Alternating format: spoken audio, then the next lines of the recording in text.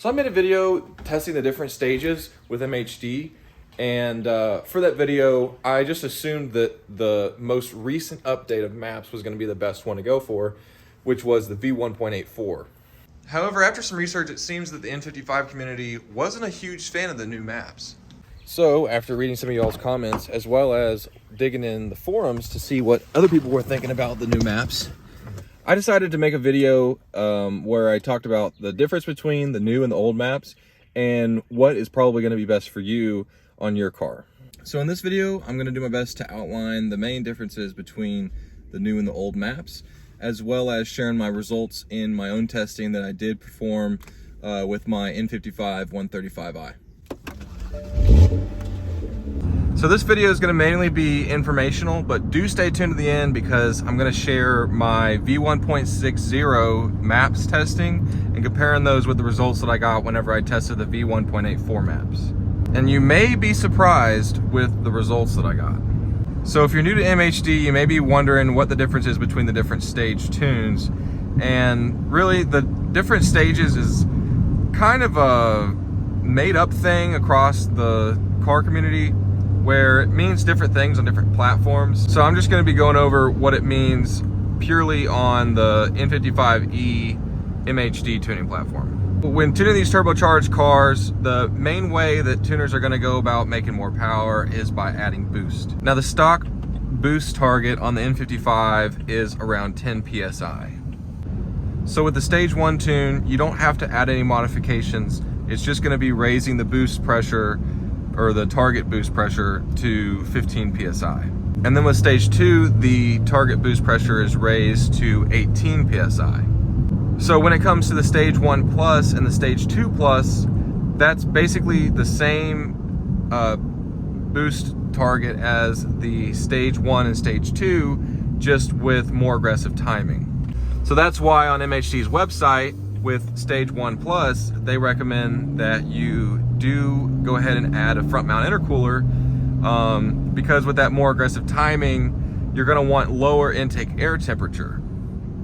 And that's how MHD is able to make a lot more power with the same amount of boost on the stage 1 plus tune, just by simply running more aggressive timing.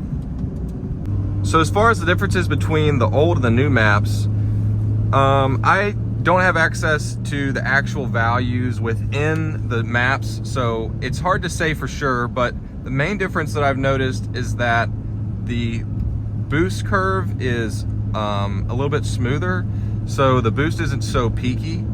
So depending on your preferences with the responsiveness of the gas pedal, this could be a good or a bad thing. With the V1.6 maps, the pedal is definitely a lot more touchy and a little bit more difficult to drive, like under lower speed scenarios. But the V1.84 maps are much easier to drive at lower speeds, but the power isn't as aggressive. Like the V1.6 maps, they are very peaky, and it gives the illusion of a lot more power.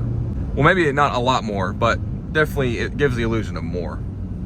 So in theory, the V1.84 maps should be better because the power is a lot more controllable. And if they make the same power or better, then, you know, it's definitely a better map. However, that doesn't seem to be the case if you look on their Facebook.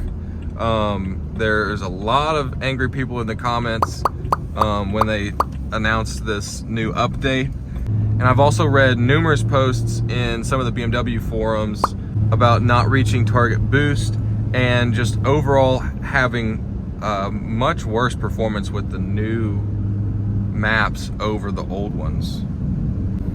So I've put both the new and the old maps to the test, and I will say with the butt dyno, the old maps definitely feel much stronger. Here are the numbers from the last video where I tested the V1.84 maps. And here are the numbers for my testing with the V1.6 maps.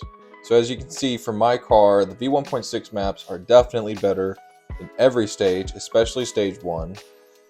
And I would venture to guess that if you're running V.184 on your car and are not satisfied with the difference, you would probably be better off switching back to the V1.6 maps.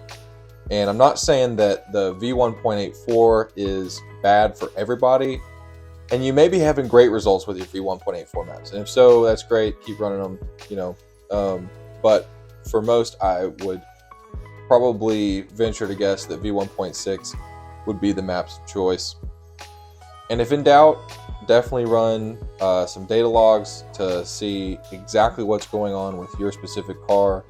And you can always get a custom tune as well if you aren't impressed with how the base maps are working for you on your car. So if you haven't already seen that video from before where I tested different stages, feel free to watch that right here. And I will see you in the next one.